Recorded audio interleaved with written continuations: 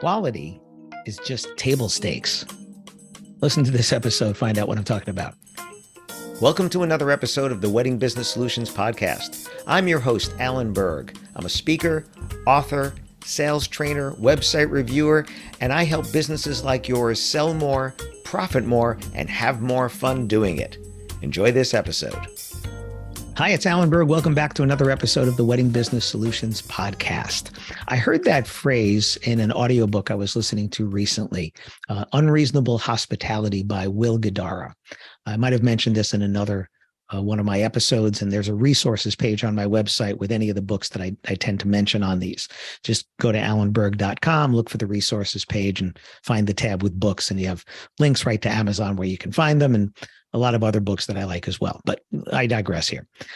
What do you mean by quality is just table stakes? And I think I heard this also from David Averin.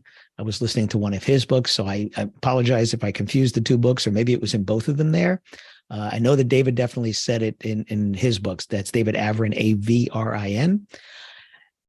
Table stakes is just like when you go to play poker, you have to put your ante up there. You have to pay to play, right? That's just the minimum to get into the game. Then how much you want to bet after that is up to you.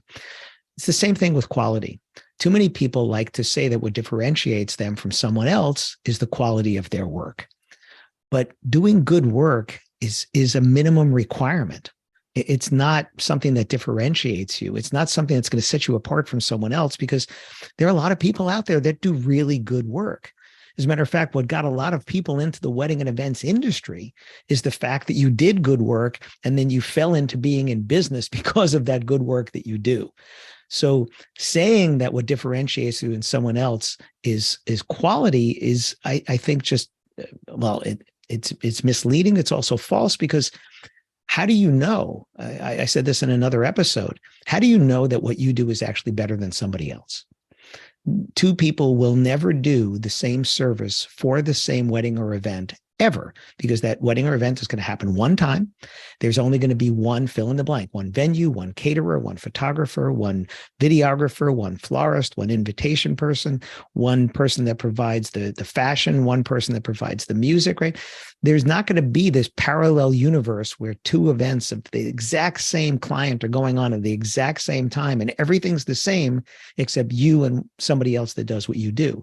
So do we really know that you will have done a better job than someone else? And the answer is no.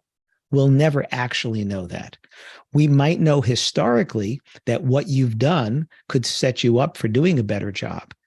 But if we're being honest, there are other people out there, and people that you know, people that you might refer business to, people that refer business to you, that do a really good job.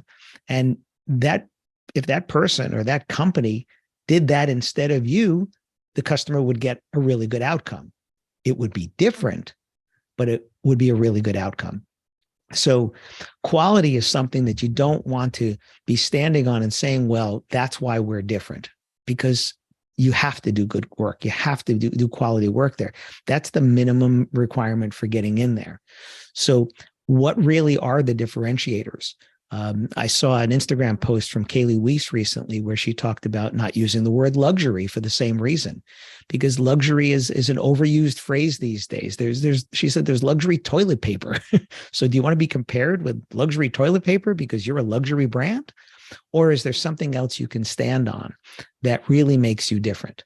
Because it's not quality and it's not a word like luxury. So what is it that actually differentiates you from other people? And look around, look at their websites, look at the marketing materials of other people in your marketing category, other people that do what you do in other markets and other categories, and look and see, are you all using a lot of the same words and phrases? And there's a lot of confusion then for potential customers who look at that and go, well, everybody says this. And if everybody says this, there's no differentiation, except in that case, it could come down to price. Because if they can't perceive any difference, I've said this, I've written about this so many times. If the customer or potential customer doesn't perceive any difference except price, then the lower price has to win. Why would someone spend more money if there's no perception of any value gain if they spend more? The reason we spend more money on something is because we perceive that there's going to be a difference. A word like quality is too ambiguous. What does that mean? Same thing with luxury. It's too ambiguous. What does that mean? So how do you differentiate yourself then is by looking at other words. And a place that I always like to go is into your reviews. Look at the words and phrases that come up again and again and again from your customers. What do they say about you? Because your brand is in those words and phrases. That's what someone else is going to read and decide whether or not to reach out to you because they like the way other people describe the results they got. And they're probably not just using a word like quality, and they're probably not using a word like luxury. So what are the words and phrases they're using to talk about you? And then how can you use those words and phrases to get across to new potential prospects that you are different, that your results will be different, and they're the kind of different that that next customer wants. So quality is just table stakes.